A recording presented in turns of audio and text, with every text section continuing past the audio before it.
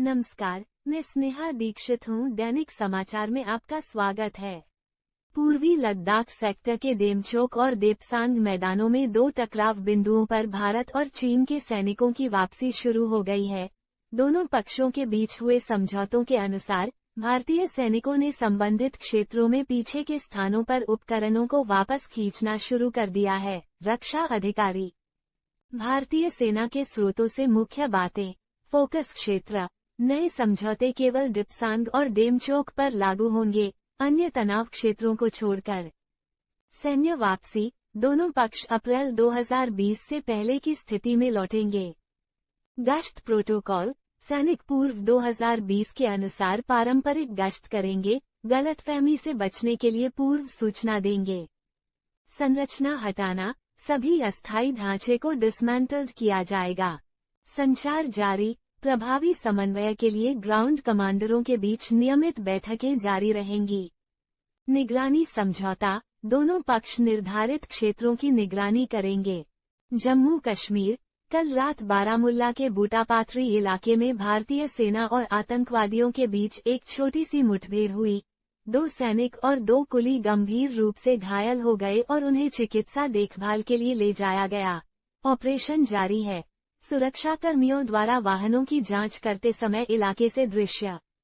हालिया बारामुला आतंकवादी हमले में 2 भारतीय सैनिकों और 2 नागरिक पोर्टरों, जिनमें मुश्ताक अहमद चौधरी भी शामिल हैं, की दुखद मौत हो गई। इस हमले ने एक सैन्य वाहन को निशाना बनाया, जिससे एक सैनिक और एक पोर्टर घायल हो गए। चौधरी के परिवार ने बारामुला के नौशेरा में अपने नुकसान पर शोक मनाया। ये घटना क्षेत्र में चल रही हिंसा और स्थानीय समुदायों पर इसके प्रभाव को उजागर करती है। जम्मू कश्मीर। बारामुला के बूटापथरी इलाके में सुरक्षा बलों ने तलाशी अभियान चलाया। कल बारामुला में एक सैन्य वाहन पर हुए आतंकवादी हमले में भारतीय सेना के 2 जवान और 2 नागरिक पोर्टर शहीद हो गए। एक सैनिक और एक पोर्टर घायल हो गए।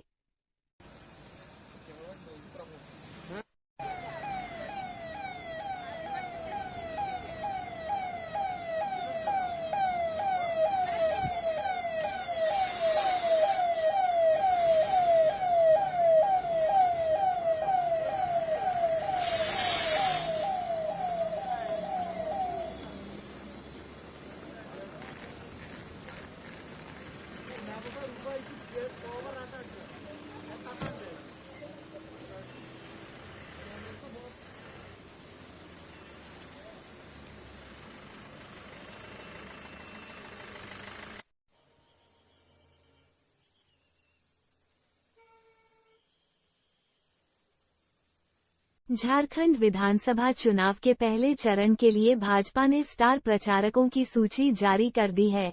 इस सूची में प्रधानमंत्री नरेंद्र मोदी, केंद्रीय मंत्री जेपी नड्डा, अमित शाह, राजनाथ सिंह, नितिन गडकरी, शिवराज सिंह चौहान, असम के सीएम हेमंत बिस्वा शर्मा, यूपी के सीएम योगी आदित्यनाथ समेत कई नेताओं के नाम शामिल हैं। चांसलर शोल्स की भारत यात्रा से मुख्य बिंदु। भारत की स्थिरता की भूमिका। चांसलर शोल्स ने दक्षिण एशिया में स्थिरता बनाए रखने में भारत की महत्वपूर्ण भूमिका पर जोर दिया, खासकर वैश्विक तनावों के बीच। यूक्रेन संकट का प्रभाव। उन्होंने रूस के आक्रमण के कारण जर्मनी और भारत पर पड़ने वाले व्यापक प्रभावों का उल्लेख करते हुए शांति पर ध्यान देने का आग्रह किया।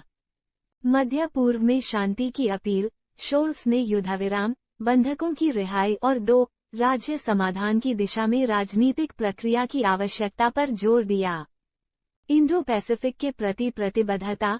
उन्होंने नियम आधारित अंतर्राष्ट्रीय व्यवस्था और समुद्री व्यापार की स्वतंत्रता के लिए जर्मनी की उपस्थिति को दोहराया। ये बिंदु भारत और जर्मनी की साझा प्रतिबद्धता को वैश्विक शांति और स्थिरता के प्रति दर्शाते हैं। Let me start by saying that especially in times like these, it is of the utmost importance that India is an anchor of stability in South Asia. And Research, Ms. Bettina Stark-Wattinser, and on the Indian side, Shri Ashwini Vaishnav, Minister for Electronics and Information Technology.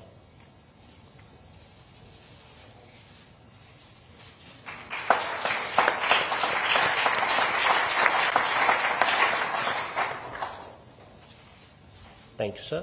Ma'am. Next, we have the exchange of the joint declaration of intent in the field of employment and labor. On the German side, Mr. Hubertus Eil, Federal Minister for Labor and Social Affairs, and on the Indian side, Dr. Mansukh Mandavia, Minister of Labor and Employment, please.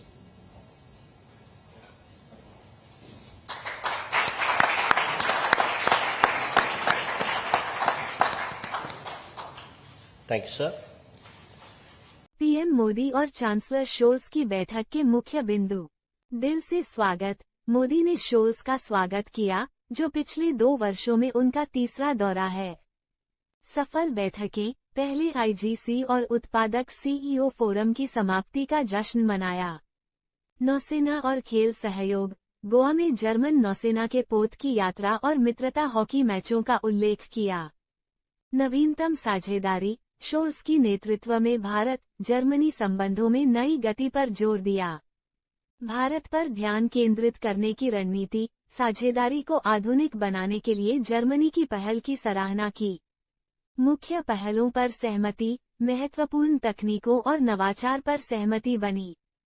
सहयोग को मजबूत करना, AI, semiconductor और स्वच्छ ऊर्जा में सहयोग को बढ़ावा दिया। भारत और जर्मनी ने प्रधानमंत्री नरेंद्र मोदी और जर्मन चांसलर ओलाफ स्कोल्स की उपस्थिति में दिल्ली के हैदराबाद हाउस में नवाचार और प्रौद्योगिकी पर रोडमैप और रोजगार और श्रम के क्षेत्र में एक संयुक्त घोषणा पत्र पर समझौता ज्ञापन का आदान प्रदान किया। भारत और जर्मनी के बीच 7वें इंटर गवर्नमेंटल कंसल्टेशन के अवसर पर आपका और आपके डेलीगेशन का हार्दिक स्वागत है। एक्सीलेंसी, ये आपकी तीसरी भारत यात्रा है और सौभाग्य से ये मेरे तीसरे कार्यकाल की पहली आईजीसी मीटिंग है। एक प्रकार से ये हमारी मित्रता का ट्रिपल सेलिब्रेशन है। एक्सीलेंसी, 2022 में बर्लिन में हुई पिछली आईजीसी के दौरान हमने द्विपक्षीय सहयोग के लिए महत्वपूर्ण निर्णय लिए थे। 2 सालों में हमारी स्ट्रेटेजिक पार्टनरशिप के विभिन्न क्षेत्रों में उत्साहजनक प्रगति हुई है। रक्षा, technology, energy, green and sustainable development जैसे क्षेत्रों में बढ़ता सहयोग आपसी विश्वास का प्रतीक बना है। इसी के साथ आज का समाचार यहीं समाप्त करते हैं। नमस्कार।